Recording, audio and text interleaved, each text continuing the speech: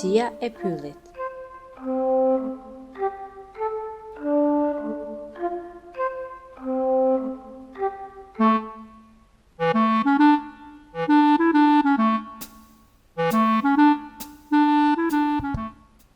Elefanti I vogël po ushqehej nëpër pyll dhe kur kaloi pra një lisi, pau aty një zgavër. Elefanti I vogël u afrua dhe brenda në zgavrën e lisit pau një mollë të kuqe dhe u afrua e I mori erë. Molla kishte aromë të jashtëzakonshme. Elefanti nuk mendoi më tepër, por e futi hundën e tij të gjatë në zgavër për ta marrë mollën.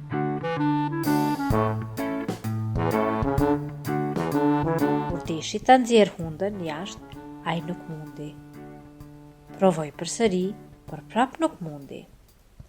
Ai rrotulloi hundën pak në krahun e djathtë dhe provoi përsëri, por prap nuk mundi.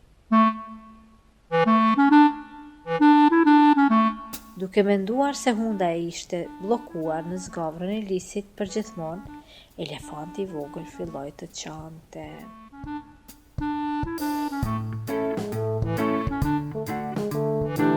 Babai I tij ishte pak më larg duke pirë ujë te lumi dhe kur e dëgjoi, u nis menjëherë në drejtim të djalit të vet. Dhe kur u afrua aty, tashmë kishin ardhur edhe kafshë tjera. Elefanti I madh u mundua të tërheqte të voglin dhe t'ia nxjerrë hundën nga zgavra e lisit, por kot.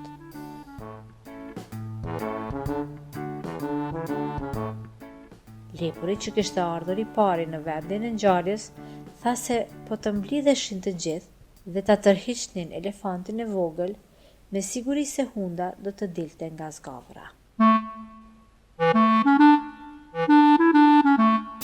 Kështu, të gjithë u kapa njëri pas tjetrit dhe e tërhoqën elefantin e vogël, por as kjo nuk pati sukses. Hunda nuk donte të dilte nga zgavra e lisit. Ky është rast për policinë e pyllit, tha lepuri.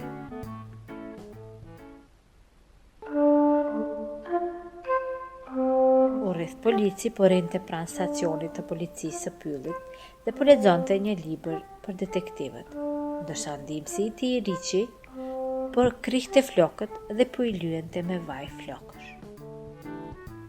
Lepuri erdhi me vrap dhe mezi po merrte frymë. Zoti polic, thiri lepuri dhe pastaj u ndal duke marrë frymë. U rreth polici po e shikonte dhe priste se çfarë do të thoshte. Fol, çfarë ka ndodhur?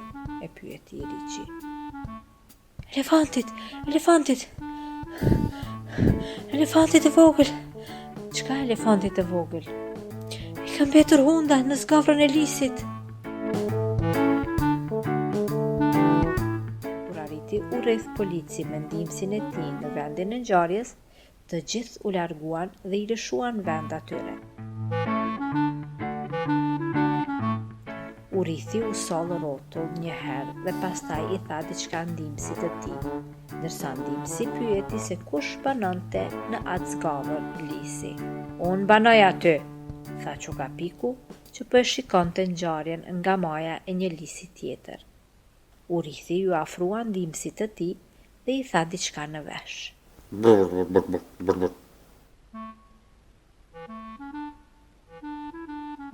A ka shtëpia jote ndonjë hyrje tjetër? Pyeti Riçi. Jo, tha Çokapiku. U rrithi nxori librin e detektivëve dhe filloi të kërkonte nëse kishte ndonjë zgjidhje të paraparë për këtë rast. Pas pak, ai I tha përsëri diçka në vesh ndihmësit të tij. Yndyr, a ka dikush yndyr? Yndyr? Filloi të kërkonte Riçi. Por askush nuk kishte yndyr. Unë nuk e përdori yndyrën, sepse I ha karrotat të pafërguara, tha lepuri. As unë nuk përdori yndyr, sepse jam shumë I trash dhe nuk dua të trashem edhe më tepër, tha elefanti. Si është e mundur që askush të mos ketë yndyr?